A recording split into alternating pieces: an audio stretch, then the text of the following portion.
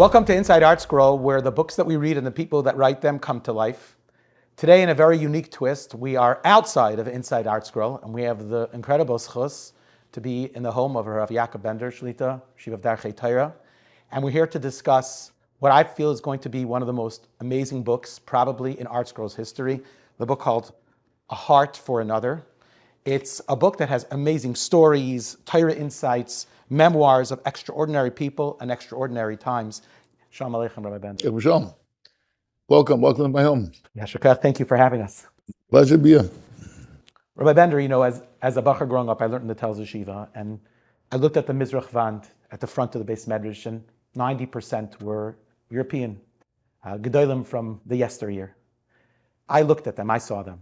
The Rosh Yeshivah didn't just see them. He had a personal kesher, as the book is so evident, with so many gedolei and chashuvim, and almost like a front row seat of Klal Yisrael post the Holocaust and Klal Yisrael today. Klal Yisrael grew and K'nai Nahar is flourishing. Because the Yeshiva just share with us, in having this front row seat, how has Klal Yisrael grown and evolved, and what's changed from early on until where we are today? What's changed is that we've lost that connection to the yesteryear, but I think they're more gedolei than ever today. We don't have to be ready to accept them as gedolei Yisrael. That's the job. And I think when I started following around gedolei Yisrael, when I was a bacher, my father passed away, and I did at that time, people were ready to accept them. I think today's there, maybe I shouldn't start out with bittul right away. This is there, not ready to accept this. There are so many great people. Torah is flourishing today, more than ever. That's my feeling. Torah is flourishing. The amount of people learning Torah today is incredible. So there are gedolei Yisrael that are coming up, but the problem is that we have to be ready to accept them. Sometimes there's a little bit of bittul today in the world, which, he's nothing. In the olden days, we accepted them. No one thought why Rabbi Yaakov Kamenetsky was a giant. No one thought why Rabbi Moshe Kamenetsky was a tells the Rosh Yeshivah, right? I remember Rabbi Meir Bloch's Levaya, Ramatul Katz Levaya, I'm sorry. And they were gedolei Yisrael because they were gedolei Yisrael, and we have to do that today also, accept them as gedolei Yisrael. And if we would, there are plenty of them out there. The big difference really was that they were a connection to Europe. We loved hearing stories about the Chofetz Chaim, about Rebbe Ber, about Rebbe Chanan, Rebbe Shimon Shkop, and we lost out. We had no grandparents in America. Big problem with no grandparents. I remember that my class in Torah Das, 35 boys, there were 10 grandparents out of 140 possible grandparents. So there's no connection. So I was lucky. My father was an American, so my grandfather was here. So I had a Zayd in the class. There were 10 grandparents in my class, meaning mostly from 3 or 4 families. So we lost that connection. So hearing about Europe was very important to us. Hearing about the Yisrael was very important to us. Hearing about Rebbe Chanan Wasserman coming to America was important to us. Hearing about Rebbe Shimon Shkop coming to America. Hearing about Rebbe Ber coming to America. There was more of a connect. Today it's much further removed. It took me 70 years later, 60 years later. That connection is somewhat lost. Excitement, the photograph I have over there of Chofetz Chaim. Do you remember when it was 7, 8 years ago we found that video? I must have watched it 100 times to see the Chofetz Chaim. Wow, right? This Dor went wild about it because they saw the Chofetz Chaim. They didn't see those gedolei Yisrael, the special great time of the Yeshivas Gedolos, they didn't see it. So that's what's missing somewhat today. But there are people out there who are ready to accept gedolei Yisrael. There are great gedolei Yisrael out there, and I think it's a wonderful thing, but we have to be ready to accept them. Does the Rosh Yeshiva feel that without that connection to really such a rich era of Torah, that a yeshiva bacher could attain the godless that perhaps a bacher was able to attain? Absolutely. The learning level is very high today. The amount of learning is terrific, and bacher maharving and learning they can. But there's more to it. As we go on today, there's more to it. The gedolei Yisrael yesteryear were such normal people. That's a bad word to say. They were normal people. It's a very popular word. Normal. There's certain things that I write about in the book, because my mother, was the first Beis Yaakov teacher in America. And so she had a light of Shachas gedolei Yisrael. And Mamela, she introduced us to that, right, to those gedolei Yisrael, which was very, very special. So we had a Shachas to them in that way. Okay, I want to tell you a story. I don't know if it's in the book or not. My mother was the first college teacher in America. What happened? My mother was the first Beis Yaakov teacher in America, and they were very close to Shlomo Hyman. Shlomo Hyman was my father's chavrusa. Shlomo Hyman didn't have any children ever. My parents waited 5 years for kids. So in the summer, my mother and my father went to a bungalow in Seagate. That was the vacation. Next to Reb Shlomo Hyman also went. And my mother told me this, that a day after she got there, Baruch Kaplan, who was the husband of Rebbetzin Kaplan, who built the first Beis Yaakov in America, came running that he met a Rav. My mother told me the name, obviously, Rosh Yeshivah, a Rav, and who tells him that his daughter is getting married. When? In 9 days. Did she learn the halachas of Ber Captain Esther? He said, yeah, she learned. She has to go to the mikveh. That's it. Nothing else. This is it. So my mother went ahead. So Ber Captain said, come. She went back to Williamsburg and taught her quickly, right, all those halachas, and from then she became a college teacher. 1947. Rabbi Yaakov Bender lived right across the street from us. I think I mentioned in the book. Rabbi Yaakov Bender right across the street from us. Rabbi Yaakov Bender, my mother would always come calling us, Kinderlach, that's how the gate gets. We ran to the window. But then he comes to my mother, right? He comes to my mother, and he says, 1947, DP camps came out. Displaced persons camps. There were a huge amount of single bachrim. Remember, nobody had family. And 1,000 boys, and he made 1,000 shidduchim. He says, the bachrim are going to teach. He told us my mother. But the girls not, so I want you to give a 3-hour lecture.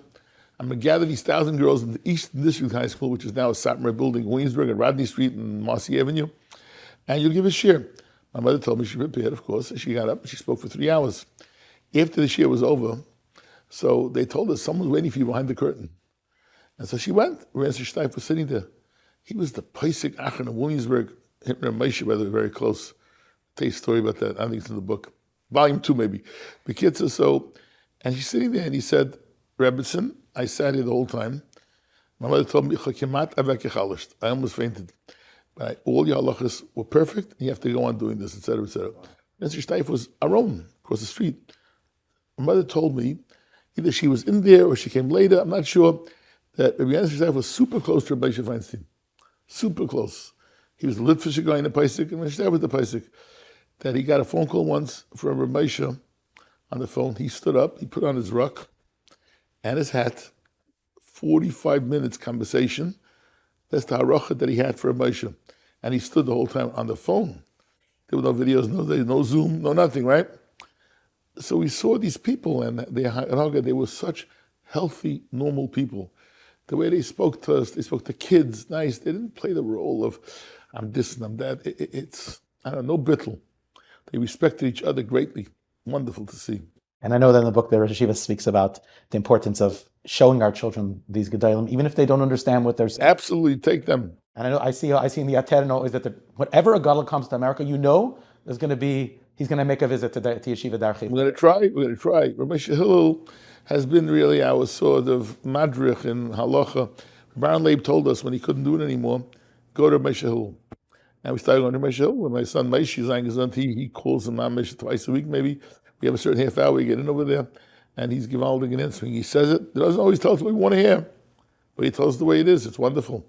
So I tell the Baruch, my Shvager Reb Chaim Rebbetzin Bender, Yeshiva Barapak, he told the Baruch when he went to Israel, now he was into learning and learning and learning. When you get there, go visit the gedolei Yisrael, go see the gedolei Yisrael. And until lately, we had a Rav Shachtel 15 years ago, but a little more than that, maybe. We had Rav Aaron Leib, and we had Reb Chaim. And now with Dar, we had a Reb Chaim. Could you imagine? You know, it's Reb Chaim, not in the book, I think, Givaldig story about Reb Chaim. We have cousins. The Benders are Bermans. We have cousins that there's a genetic disease in the family. In Leah Leino, they lost one, just died. Reb Chanoch Berman just was nifted. Guy in Olam. And the kids, no one wanted to do shidduchim with the family because, you know, genetic disease. Reb Chaim promised them, whoever does a shidduch with any one of these Berman families, the kids will be perfect, no problem. And this is 15 years ago. There hasn't been a single one of the genetic disease in the family. He was an Awad Dair, Reb Chaim. He lived in Awad Dair, so of course people stood online for 4 hours to see him. My cousin Reb Chaim Peretz Berman once told me, in the Sefer, one of his firm that he has, he writes about Ruach HaKodesh, right? And Chaim Peretz Berman, Rosh Yeshivah Panovich, told me, and meant zich. He meant himself. We had that now with Doris. So we had in Israel, we had some tremendous guys who lived. Remember something, maybe I'm dashing too long. We went through a tkufa in America that we really lost the young Rosh Yeshiva. And so they did a chesed with us. They let the old Rosh Yeshiva live a very long time. We lost Rav Gedolei Yeshua in the 60s. We lost Rav Shmuel Brudi, my Rebbe, in 65. Shnei Kat, I think, was either 62 or 63. We lost him. We lost Rav Baruch Saratsky in Tells, 62, I think he was. We lost so many of the gedolei Yisrael. Reb Leib Malin, based at talmid, a little before, also Nifta, I think 57 years old. Gedolei Olam, we lost them. After the war, I don't know what happened exactly, what Abishter wanted. So, but we had a connection to the senior gedolim. And that was a Murray Gemara. They were around to see them. And I Rabbi Yaakov. as I was saying, Rabbi Yaakov, Rav Ruderman, Rav Hutton, a little less than that age-wise, but we had a connection to Rabbi Scheinberg and Israel. Rabbi Martin, and I saw Baron Leib, Rabbi Shach, they were over 100 years old. So we had that. But so my shraga says always go visit, take a look what it means to go to Israel. Now, does that mean they're museum pieces? They shouldn't be. Rabbi Yashiv, I didn't bother too much in my life. Rabbi Yashiv was, the whole world came to him. So I used to go hear his share. He gave a share 8 o'clock in the Shtibluch. Oh, that was a highlight of my trip. I went, I saw Rabbi Yashiv, 19 or 20 times. Only 4 times I went personal question, only 4 times. And then the other times I just went to share. It was just wonderful, just something very, very special to hear how he's giving a shir to Malabatim. Once I had a tremendous story with Rabbi Yashiv. What happened was, someone, a chashiv Rav in Yisrael, to me he's no longer chashiv, wrote me a letter. He asked me for a favor to go, and he brought me a letter from Rabbi Yashiv, son of Rabbi Yashiv, a new organization starting. I won't get into details now, which you know who it is. And a very important thing, I should go to a certain person who gives a lot of money to yeshivas. Ask him to dedicate the kitchen in that yeshiva. What's $250,000? I spoke to the individual. He wasn't holding by giving that for that type of thing. He gave more for Torah itself. And he didn't do it. So I told this person, doesn't want. He calls me back. He had a lashon, and he says to me, Rabbi Yashiv has akpad on you. Strong language. You wouldn't hear Rabbi Yashiv has akpad. He's upset with you to a point that he's makpid and upset about what you did. I got very shook up right away, because I called Rabbi Yishvei right away. I said, put all this in the book. I called Rabbi Yishvei. It's not in the book. Yeah, I know. I called Rabbi Yishvei, and he started laughing. He says, Rabbi Yashiv, I paid them. He started laughing at me, but still, all right, so Baruch Hashem, felt much better. When I went there to Israel, right, I decided, this is the 4 times I went to see him personally. I said, I got to ask him a question. So I met him. He was on his way now to the shir, from the shir. I went to the shir, from the shir, I went with him to his house. So I said to him, this and this happened. Me'olam lo ikpadati al shum ben adam. In my life, those words he said, I never had akpad in my life. End the story. But people try to use them. That wasn't a good thing, right? That was one other time I went to Rabbi Yashiv, an interesting story. Also now that I think I went to Rabbi Yashiv because we had Baruch Hashem a beautiful campus. We built beautiful binyanim and buildings. And my wife got nervous. Ayin hara.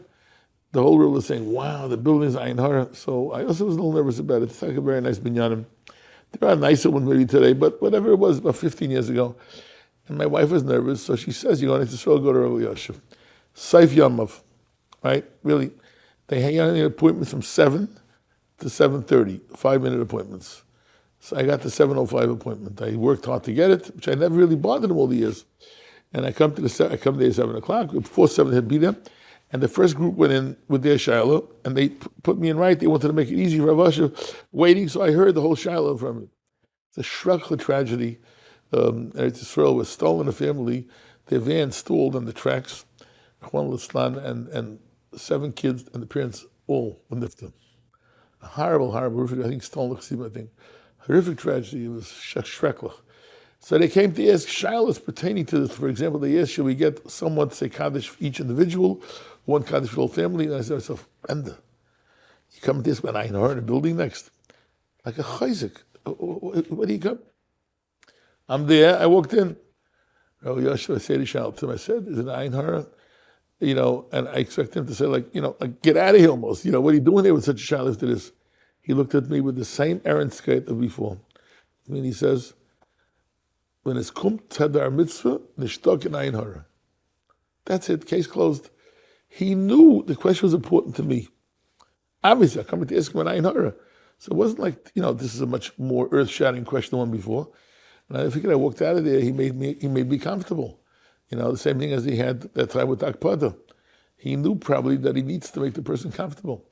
Interactions with Israel, so I saw the normalcy over there. Here's a guy coming to his mind heart, so you got to answer him. Wonderful. Rabbi Bender, do you know that in the end of the book, there's an index of personalities? Correct. And it references every person that was quoted in the book. Does the Rosh Yeshivah have any idea how many people are in that index of personalities? No idea. I think about 400. A lot of them was by my kids, family, I hear, but I'm sitting here, and the Rosh Yeshiva is speaking about all the stories that didn't make it into the book. Kanai Nahara, like Shirley, time to do other books, Shirley. That's it. Shirley, by the way, Shirley's terrific. People give me the credit for this book.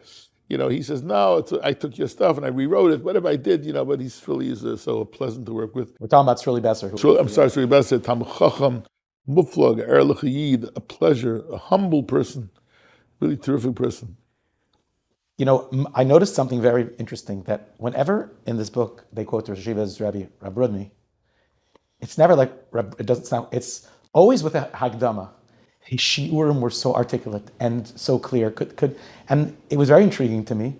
Could the Rosh Yeshiva give us maybe a snapshot of what it was like to sit in the shiurim and listen to shir from Rabbi Rudny? Was perfect. He never gave a shir that was slightly even perfection in shir. You walked out of there with such clarity of the sugya. Really, he was tremendous. And I also was very close to him personally. He lived in my block, and then I switched to Mir Yeshiva after my father was nifta.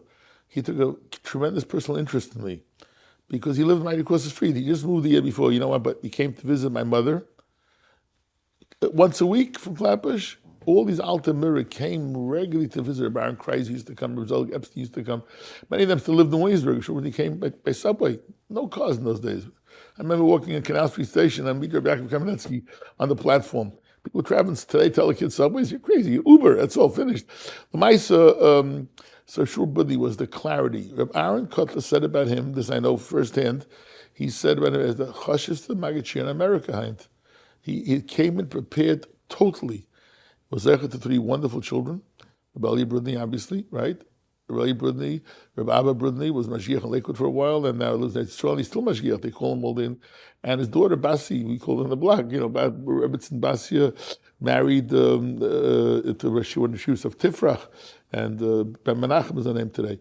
And wow, what a family! And Rebbetzin Bender was a great lady, but he walked into shir, clear what he's going to say that day, and never got upset. Would ask questions in the shir, right? There was one guy especially used to make him, one time I said, let's shut up or something like that. He said that was his worst thing that he said to a bacha. He was beautiful, his midas. I said a story in the book about him wanting to put on his coat when I came to the house. And I was a ben bias, still, but he was, and the clarity of the shir, that was the greatest, the clarity of the shir. I had a shtickle, half tragedy. I was in the shir for 2 years, Rosh Yeshivah, 2.5 years. I had my notes, this house downstairs, in the bottom of a bookcase. Not that I refer to them anymore, really. So it's really just more of a major sentimental value. We had Hurricane Sandy here, and this town was really destroyed to it. And my basement, I lost all my notes.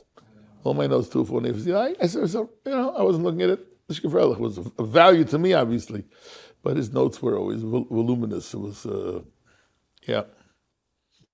Rosh Yeshiva, there's a lot of stories in this book, many, many different stories about gedolei of the past and gedolei of today. And on some level, I was wondering if when the Rosh Yeshiva wrote this book, if he felt that one of the Bacham and Darchei Torah should go through this book, and it'll be almost like an owner's manual to things that they need to know. The Rosh Yeshiva suggests Bacham Darchei Torah should go through this. I come to my office, I buy from ArtScroll out of extras, of course. By the way, ArtScroll is terrific. I agree. I know this is ArtScroll paying for this, but they didn't ask me to say this. I mean, going back to Reb Meir, right? Nosson Sherman, first of all, is one of the greatest people of his generation. He's so humble. No one knows. I look up to him once in a while. I try to call him. Nosson is a great man. I mean, I remember when Miguel Sesta came out, just to read his introduction, it was called, what's it called? Not the introduction. Before Andy writes an introduction. Forward, more than forward, yeah. I think, no? Okay, whatever. I read it. Overview. Yeah, that's the word. And he's terrific. And then you have Reb Meir, who really was, he made me crazy sometimes. If I go up to Misad Kedushin and he was there, he would say to me, you got to play the role. You got to say slower a little bit. Most Kedushin take a long time. They check this, they check that.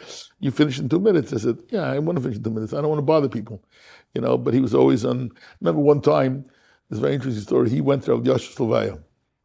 And I went to my mother-in-law's Levaya in Eretz Yisrael burial. She was over here, same day. On the way back, somehow, I pushed into a seat, whatever, next to Rameya. And he sees my shirt, it's creased. And I said, he says, Rabbi Bender, a creased shirt? What are you doing? I said, Rameya, Shviga was nifta 25 hours ago, right? We arranged the Levaya in New York. We got on the plane, And we had the burial, the kfura. My wife sat shivering in Israel for a couple of hours. I was with my wife, and we're going back. And you worried about my shirt? He said, yeah, there are shirts today that are wrinkle-free. They just come out, those shirts today, they're wrinkle-free. You, a person of your stature, have to do that. I said, my mother's what are you doing to me? You have to hear it. And he meant everything for me. He really did. He meant it for me. He was 100% not gedolei. It's very hard to step into such shoes. Very hard, but he's overdoing. Maybe he's going ahead of his father. Maybe his father set the tone for him. But gedolei is wonderful, and they're all staff over there. I told gedolei the other day, you ever see a torn ArtScroll siddur? Never. In Yeshiva, they used to bind them. I said, stop binding them. No reason to bind them. We have a huge amount of ArtScrolls for him in Yeshiva. Don't bind them. They're perfection. They really are, and they do the job. And working with them is a pleasure. It really is. I noticed in the back that this was published in conjunction with Yeshiva Darchei Torah. So two perfect moistus working hand in hand. And working with them, it's been a pleasure all the years. Baruch Hashem, they're good people. They're Erlich people. Erlich also, very Erlich. Honesty, integrity, very important. So you asked me another question before. You asked me about... If the Bachar and Darchei should be... Yes, so the truth of the matter is they heard a lot of these stories. I give shmuz on every Thursday, and a lot of this, I not really. So whenever I think of it, I jot things down for a book. I'm going to take some of the things I just said over now, prepare. Sroli, we're going to work Sroli. Next book, Rebbetzin Hashem. And I'll try to, it's very hard to do it again, something like this, because the best stories probably are in here. But as I go through it, I think of it myself a little bit, so we'll see. I noticed in the book that there's a chapter about what the goal is, or the most important in the kuda or ingredient for the Bachar and Darchei, what the Yeshiva aspires to, that talmidim should be there. Does the Yeshiva know which one I'm referencing? I know, and I think it's important to, I want to there's another chapter, maybe the same chapter, where someone shepherded me, a chashiva. You saw that piece? Yes, that's what I'm referring to. All right, very good. With midos, what are you talking about? It's only learning, because most shvusim today are just about learning. We speak about learning also, mind you. We plenty speak about learning, but without midas, it's nothing. I cannot handle the bittul. I started off in the beginning something negative, but I can't handle the bittul when they come back. I was speaking to a bacher recently, not long ago, and he says to me, on a certain Rosh Yeshivah, say his name, he says, "What, him? Doesn't come to my Rosh Yeshivah." First of all, maybe he does, maybe he doesn't. I don't care. It's stupidity. It's not rishkeiten. You gotta hack the midas. Rabbi Yaakov used to say, it's easier to finish shas than changing one midah. And you got to hack them and hack them and hack them. I got that in my house, my parents, never negativity. My shvager, Reb Chaim Epstein, these people, never negativity. And there's a bittul. Sometimes they come back from Israel like that. I know what it is, they pick up on that. I want them to be different. One who has no bittul and is a mensch is a better husband for sure. Right? We don't make any matter. I give a vada and shalom bayis every week.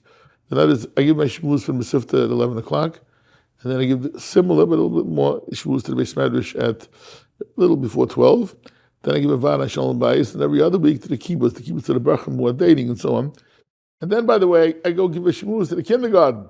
I teach the kindergarten once a week. The 4-year-old, 5-year-olds, 4-year-old. They're wonderful. They give me all the secrets. First of all, they tell everything over. And I teach. But what do? I teach them Amida, Emes, Aleph is for Emes. Right? They're learning Aleph base, right? Emes. It took me honesty and integrity. Why shouldn't they hear it at that stage? And then throughout, I give a shmuz also to the 6th and 7th graders. The same ideas develop their midas, and it works. It really, I'm not here to speak about Darchei Torah, but I want to tell you something. I can give you story after story after story of how these midas develop very, very exceptionally, really. And I think that's a very important thing to hack about it. That chapter to me is a story that how I answered him. He had nothing to say to me. I told him about his son. Okay, but you have to be a mensch. You're a better father. You're right. You're a better parent. You're a better husband. Certainly, you're a better husband. Really, we give enough credit to our wives? I don't think so. I start my seder every year, but the following with a drasha. Rabbi say this seder is all not us. It's Bubby, it's Mommy. She is, besides the fact that from the day after Pesach, right? She's not young still. She's my age. I'm not saying we're old, but. We have a little tiny Pesach kitchen over there. I'll show it to you if you want to see. Which is really nothing. It's a laundry room, but we have it. And she's working ready for after Pesach. But I'm cleaning the house. But all that, she sets the tone for the ehrlichkeit in the home. And we got to make sure we take care of our wives. And if you learn midas when you're young, you'll be a better husband and a better father. My mother never, ever gave us a patch, nothing. Never, ever. she would, who doesn't give a little petulant to the kids, right? Never, ever, and she never raised her voice. She would say, Yankel, I'm disappointed in you. In Yiddish, whatever, I'm disappointed. She used the English word. I'd say it 9 times a day to me, but she'd say, that was all. And they were disappointed in her, and we held her on she was a sort of widow. We put her on a sort of pedestal, but even before that, the way my father treated her, we never, ever saw my father saying a bad word to my mother. And I'm sure in private also they didn't. And so Midas is the key to everything we do in life. Success in life will be in how kind of mensch you are. I remember reading something about the advice from Reb Shmuel Rozovsky. I think it was Reb Shmuel Rozovsky. What one should look for when it comes to a shidduch. What kind of book? What the questions one should be asking. Right. Maybe she will share that. Yeah. You don't remember? It's in the book. There's people they're asking for. I'll share. Baron Leib. Was it Baron Leib? I'm sorry. I'm sorry. Baron Leib. Whatever Bacha came in the day of his chasna before, he said to him, I have 3 pieces of advice to you. Be mevater, and be mevater. That's it. If you're mevater forever, you will never have a problem in Shalom Bayis. His story there, Rabbi Levine and his wife, that they were both very poor. Rabbi Levine comes into the chuppah. It seems it was a minhag of giving her a gift also. You're ready then. And I don't know if they spent how much money they spent today. For sure not. He apologizes to his wife. He said, I decided I'm coming, I'll tell you that I promise you whenever we have a difference of opinion, I'll be invited to you. So she says, interesting. They had a minhag of buying him a gift also in that yichud room. Yeah. So he says, I made up my mind to say, I'm mevater.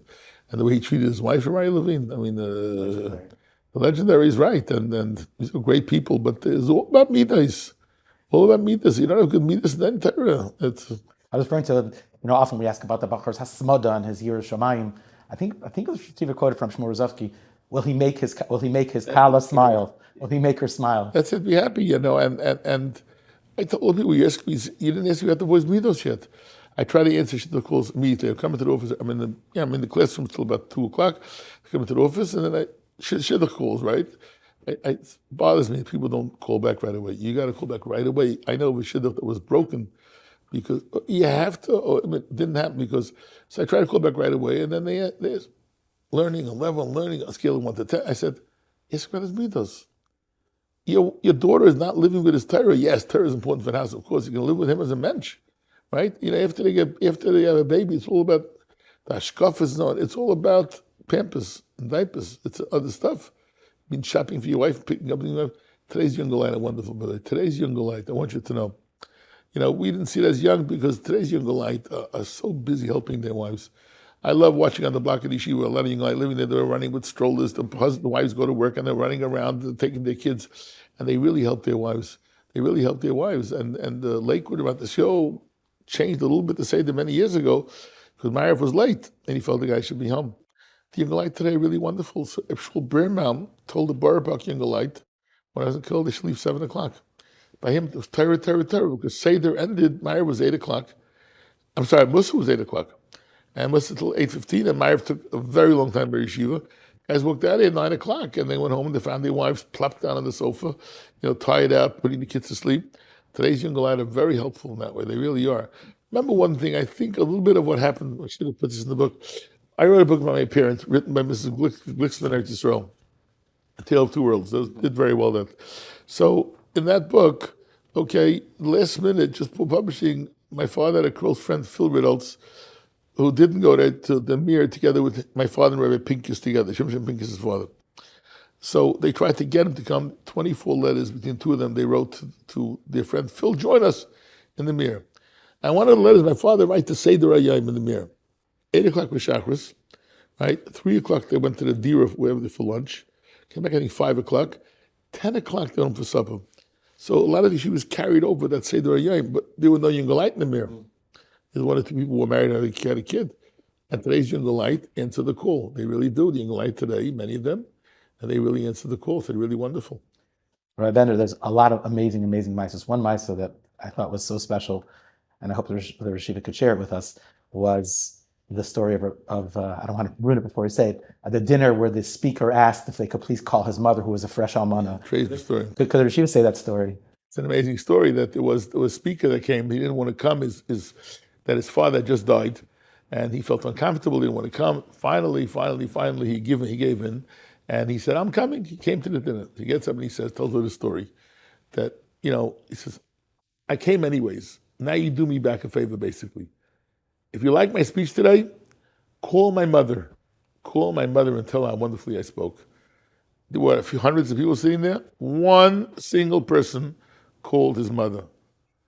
Marenu Agoyin Atzadik Shmuel Kamenetsky Shlita Shavu Shlema called the mother.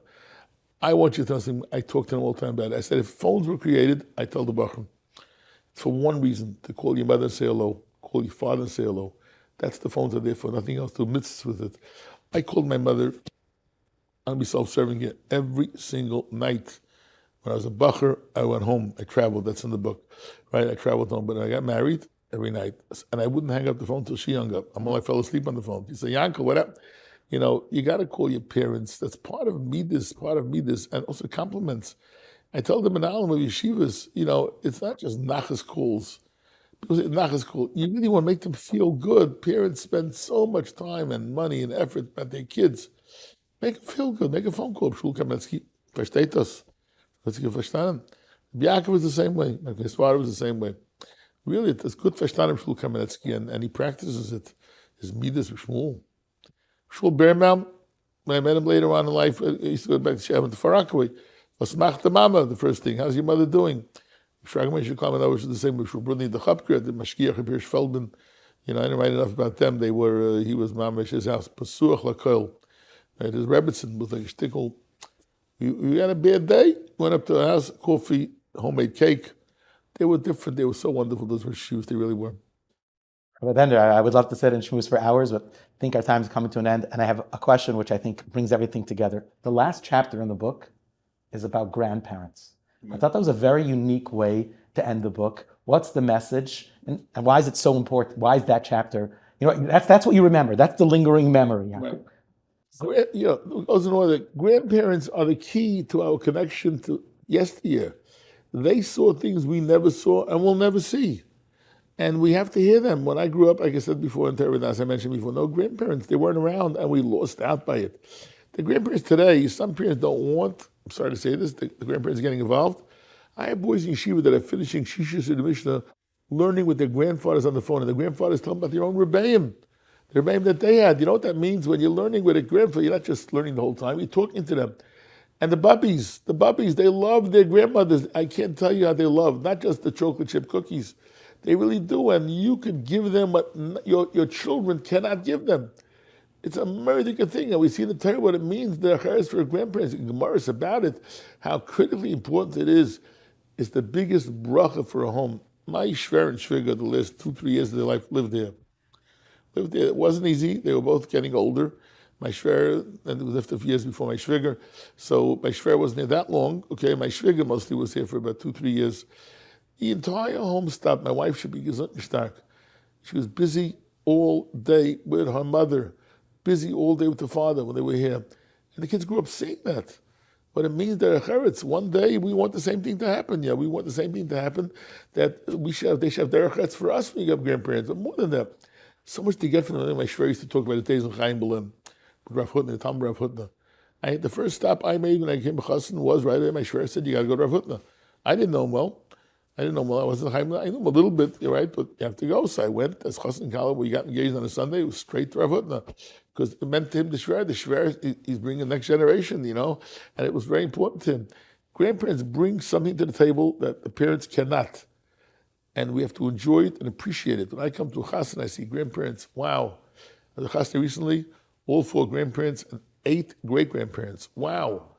It didn't exist years ago because the Nazis, Yamach Shemam, did that to us. And now we have grandparents, take advantage of it. And I think for those people who are contemplating buying the book, 100% they should, because I think this book, on some level, serves the role of a grandparent, because it takes us back a few generations and it brings some of those lessons to us. Thank you for all the comments. I appreciate it. A Heart for Another, the book by Rabbi Yaakov Bender. I highly encourage you to buy it. It'll transform your life. It'll give meaning and purpose. Gewaltige Meises, Divrei Torah, tremendous chizuk. Rabbi Bender, you should continue to inspire, to be mechanech, mit Harvachas Hadas, with Gesundheit mir zu Hashem. Oh man, I appreciate it. And Afreilichen, Lechtig and Chanukah. Chanukah coming, right? Look at Chanukah. The kids come together, the parents come together. Isn't it so important? Really, it really is such an important thing. We have the concept of mishpacha. I want to tell you a story. It's a gewaldige story. I'm sorry. This is gewaldig. It's a gewaldige story. It's like overtime. I've written so many books on ArtScroll already.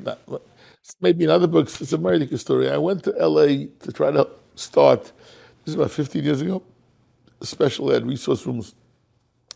On the way back, I got on the plane, sitting next to me was a lady, all right? And the lady looked like she was whatever, and I took it right away.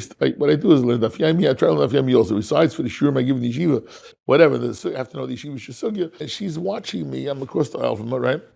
And you feel when somebody's staring at you? Mm-hmm.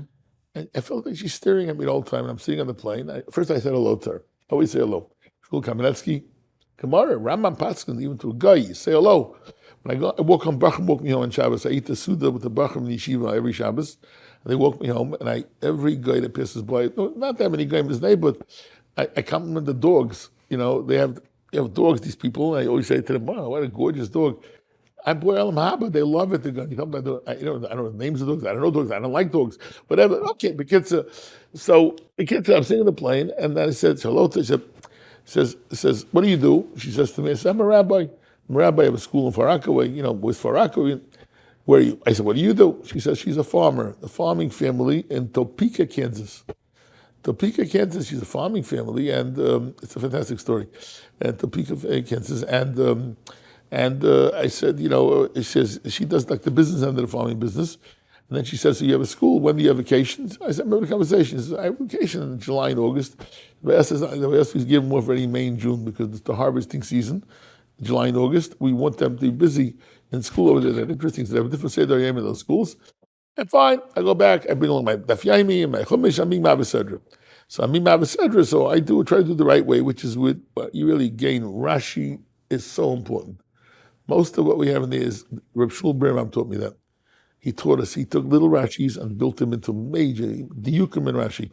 So I'm learning, I say each pasuk twice, then the Targum, and I go down to the Rashi. He says, what are you doing, Rabbi? I said, this is the Bible. She was a Catholic, Roman Catholic, Erlich, a Frey. So she says, I said, this is the verse of the Bible, and here's the translation, Targum, and on the bottom is a commentary. Nice. She says to me, how often do you do this? I said, each of this 50-something portions, and every week you got to do one portion. Wow, interesting. Liked it very much. Okay. She went back to her book she was reading. I went back to Imam Sedra. You feel like she's watching me, And then she says, Rabbi, do you have Shabbat? A Gaita from Topeka, Kansas. I said, of course. She says, every week? I said, yep. He says, and then she says, Shabbat. He says, where the woman gets dressed up in her most beautiful clothing, and the girls are standing next to her, and she goes like this to me, and she lights the candles.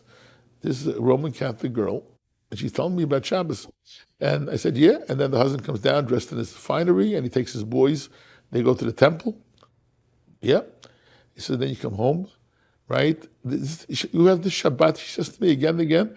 And then they come home, and they make these blessings, and then they have the beautiful music, and not music, they're singing songs, the meals, and the kids have sheets, and they're reading sheets. Topeka, Kansas. And I said, yeah. And then she says, and then the sumptuous meal, and she says, potato pudding, meaning kugel, and so on and so on. I said, yeah. You have it every Shabbat? And then she gave me the greatest shmuz I ever got in my life on Shabbos. Do you know how lucky you are, she says to me? You know what it means, getting the family together every week and having such wonderful meals? And getting together, we have it maybe twice a year, she says. Mother's Day, Thanksgiving, we have it every week. And the grandparents come to the meals. We spoke of grandparents before. You know how lucky you are? I said, I thought I knew, now I think I'm even luckier. Explaining it to me. And she says, how lucky? And then I had to ask her a question. I says, where do you come to Shabbat? I live in a condominium. And on that floor, there's a family, Jewish family. Interesting that it was not the Chabad. It was Chabad. There was a little day school then in Topeka. And whoever it was, I don't know what the person did for a living, whatever, they were living out there. And they once invited me to come in for the meal. I try to invite myself to the house all the time. And she gave me, I really expected when we have to plane that one day, a year from now, I'll meet her, and she's wearing a tichel, she's Megayer, and lives in Be'ez Sharm. She was so great about it. That was the greatest shmuz about our families that we have. We are so lucky. We are so lucky, really. What kind of mishpachas we have, kind of life we have. Let's keep at it. Yashar Koach, Rabbi Bender. Thank you so much for your time.